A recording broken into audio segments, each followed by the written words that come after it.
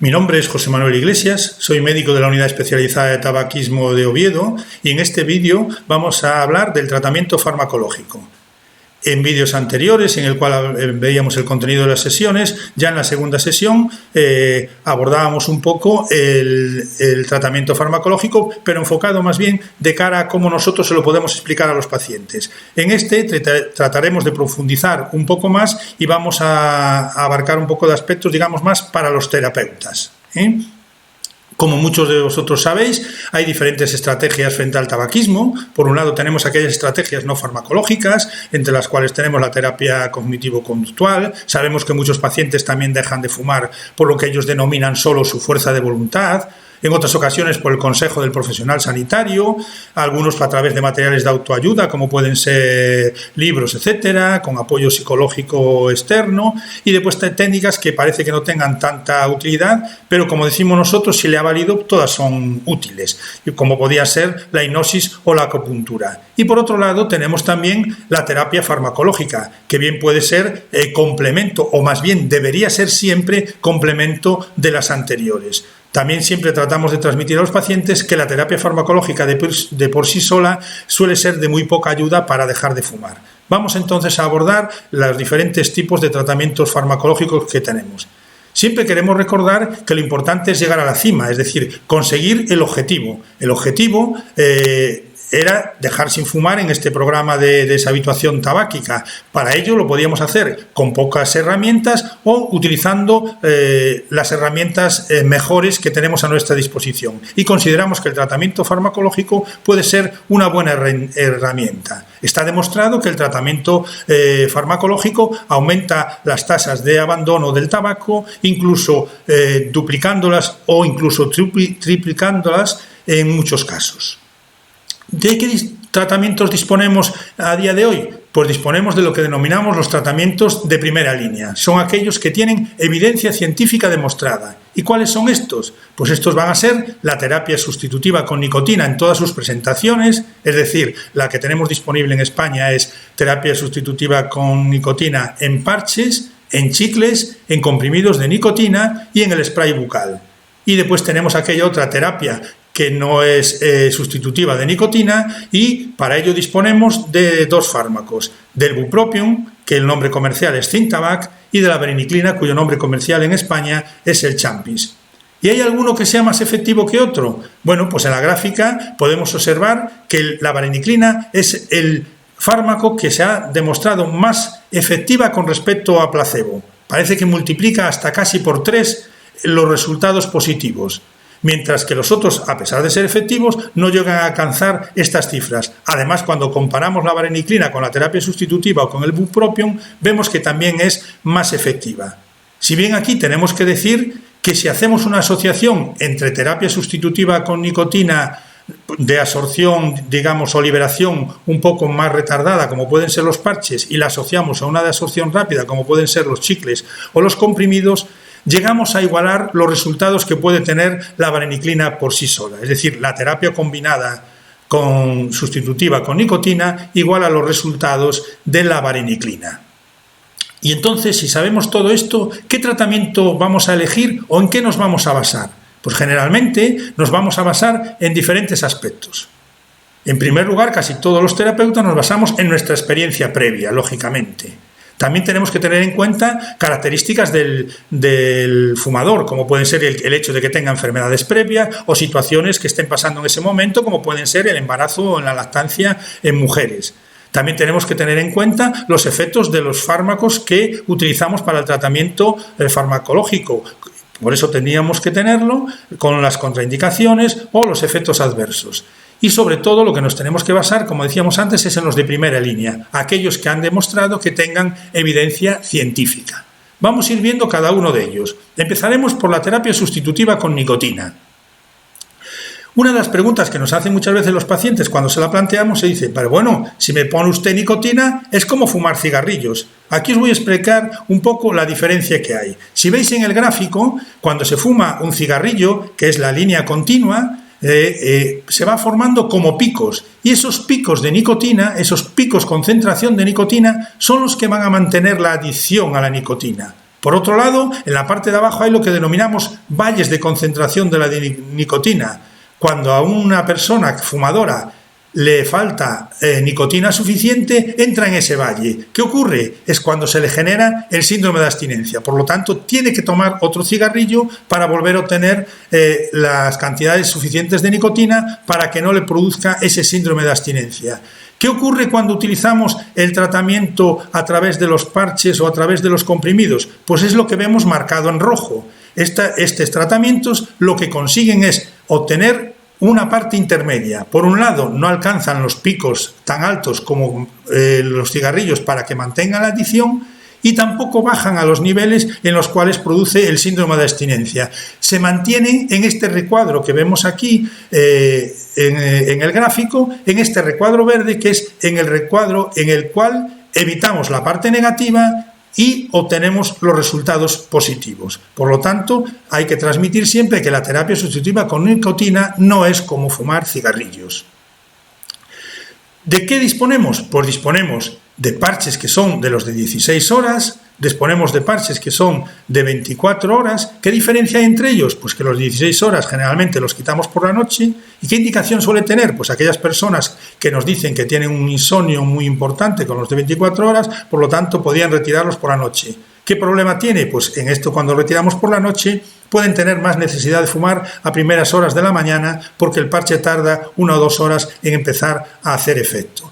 También les vamos a decir la pauta habitual. Se utilizan las 16 horas. Generalmente la pauta habitual para los fumadores de una cajetilla suele ser 15 miligramos durante 4 semanas, 10 miligramos durante 2 semanas y 5 miligramos durante otras 2 semanas. Si utilizamos el de 24 horas, utilizaríamos los de 21 miligramos 4 semanas, 14 miligramos 2 semanas y 7 miligramos otras 2 semanas. Es decir, lo utilizaríamos el tratamiento durante 8 semanas. Una forma fácil de calcular la dosis de los parches o de los comprimidos o de la terapia sustitutiva que utilicemos es calculándolo en base a 1 miligramo por cada cigarrillo que fuma. Si toma 20 cigarrillos al día o fuma 20 cigarrillos al día, aproximadamente empezaríamos con los parches de 21, si fuman 30 podríamos asociar 2 tipos de parche, etcétera. Le decimos, ¿cómo se tiene que utilizar? Pues bueno, estos se pueden utilizar, se pueden pegar en cualquier parte del cuerpo con tal de que no tengan vello, y solo hay excepción de no colocarlos sobre la mama en las mujeres. Se debe retirar el 16 horas por la noche y el de 24 horas al día siguiente. Y se aconseja, para evitar la irritación que puede producir local por el pegamento, no repetir el lugar de colocación por lo menos en un periodo de 7 días. Tenemos después, por otro lado, los chicles de nicotina. Los chicles de nicotina los vamos a tener en presentaciones de 2 miligramos y de 4 miligramos. Y los hay también como sabores para evitar ese sabor desagradable que puede tener la nicotina, y los sabores disponibles generalmente son de menta o de frutas. Es muy importante utilizarlos correctamente. La mayoría del fracaso que tienen con la utilización de este tratamiento es el mal uso. Hay que explicarles que se debe masticar hasta percibir el sabor picante, dejar de masticar, lo colocamos junto a la mejilla o debajo de la lengua hasta que desaparece el picor, y hasta que desaparezca el picor no volvemos a masticarlo. Generalmente cada chicle nos puede durar entre 20 y 30 minutos. También lo podemos utilizar de 2 formas, o bien puntual en un momento que tenemos mucha necesidad de fumar un cigarrillo y en vez de fumar el cigarrillo tomemos un chicle, o bien con pautas que denominamos de chicles pautados. Aquí os voy a dar 2 estrategias que utilizamos en nuestra unidad. Para aquellas personas que fuman entre 10 y 20 cigarrillos, podemos decirles que empiecen con 12 cigarrillos al día y cada semana ir reduciendo un chicle hasta llegar a la semana 12, en la cual suspenderían los chicles. Si fuman entre 20 y 40 cigarrillos, empezarían con 24 chicles al día, y aquí lo que irían disminuyendo es 2 chicles cada semana hasta la semana 12, en la que consumirían 2 chicles al día y después lo suspenderían. También hay que decir que no importa que se puedan seguir tomando de forma puntual, siempre y cuando no consuman tabaco. Por otro lado, tenemos también los comprimidos de nicotina, que son para chupar. Es importante decirles que no se deben masticar, que se deben disolver en la boca, y los tenemos de 1 y de 2 miligramos de nicotina. ¿Qué equivalencia tienen con los chicles? pues los chicles de 2 miligramos de nicotina equivalen a los comprimidos de 1 miligramo y los chicles de 4 miligramos equivalen a las pastillas o comprimidos de 2 miligramos. También está comercializado en España el spray de nicotina, que se utiliza colocándolo, haciendo una aplicación sobre todo en la base de la lengua. Cada pulsación nos va a liberar 1 miligramo de nicotina y se pueden utilizar entre 1 y 2 pulsaciones juntas en cada vez que necesitemos utilizarlo. Es muy importante que les expliquemos siempre los efectos adversos. Los efectos adversos que se pueden presentar con la terapia sustitutiva con nicotina pueden ser insomnio, pueden ser pesadillas, puede ser el dolor de cabeza y a veces con los chicles y los comprimidos irritación de garganta. También a veces nos pueden contar, y hay que tener precaución con pacientes que puedan tener úlcera gástrica, molestias digestivas. ¿Son iguales los chicles que los parches? Bueno, pues a la hora de efectos tenemos que decir que sí, que tienen igual de eficacia. ¿Qué ventaja tienen los parches? Que suelen ser mucho más cómodos de utilizar, las instrucciones no son tan exhaustivas como pueden ser con los chicles o con los comprimidos de nicotina y lo podemos utilizar los chicles, por ejemplo, en aquellos pacientes a los cuales los parches le han sido mal. Solo de esta forma, que es una broma para poner un poco de distensión, aplicando el parche en la boca es al 100% efectivo. Es decir, tampoco tenemos que tener esa ciencia de que con esto ya voy a dejar definitivamente.